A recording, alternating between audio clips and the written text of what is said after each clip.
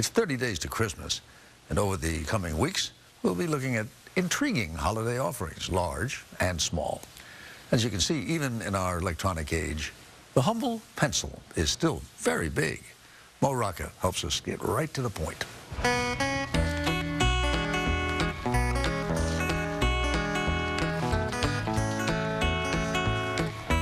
Any self-respecting school kid knows what it takes to get the job done.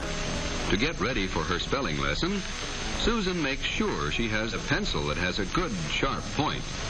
So you just want this point refreshed? Sure. But David Reese is no kid. This is how they would have sharpened pencils, you know, 110 years ago. He's a professional pencil sharpener. It's a bit of a stubby point. Yeah. Okay, so you're going to use it. So you don't need protective tubing? No, that's okay. Okay. I've done them as wedding gifts, anniversary gifts, graduation gifts. Some people just keep them on their desk as a reminder to always, try to do their best work. I just literally read through this whole book. The author of a book on how to sharpen pencils. I am what you call first in field. Reese has been leading pencil sharpening workshops across the country. I sharpen pencils, and I'm pretty good at it. For just $20, he'll sharpen your pencil, bag the shavings, cap the point with rubber, and sheath the pencil in a shatterproof display tube to ensure safe delivery from his Beacon, New York studio. He even includes a certificate. If it all seems like an elaborate joke, consider this. I've done almost 600 pencils. All right, that's done.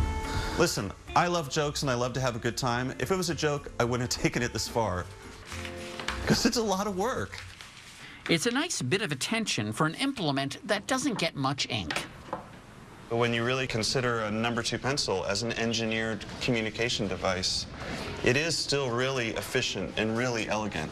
Right. And if Steve Jobs had been the one to introduce it, people would be going crazy about what a sophisticated and simple tool it is. At Gray Culbreth Middle School in Chapel Hill, North Carolina, Wow.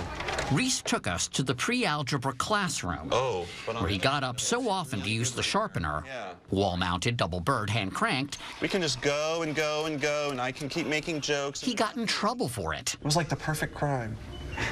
Well, it's not as easy as you may remember. It's actually harder than I remember to hold it. Well, you got to let the pencil know who's boss.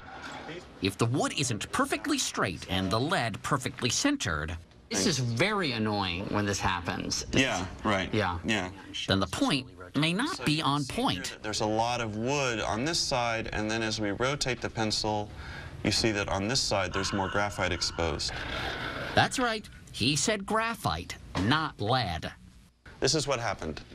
In around 1565 in England, shepherds discovered the world's first deposit of naturally occurring graphite, and they started using it to mark their sheep. This was just raw chunks of graphite.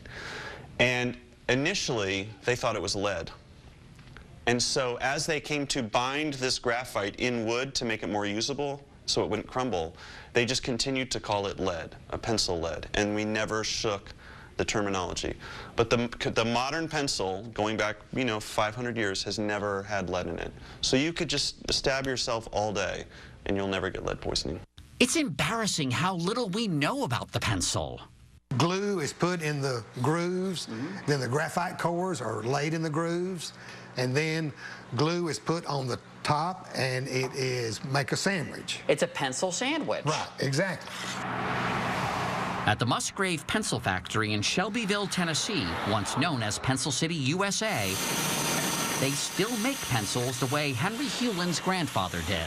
So it's not like it has to get shot through. Oh, it's laid in just like you laid in the groove.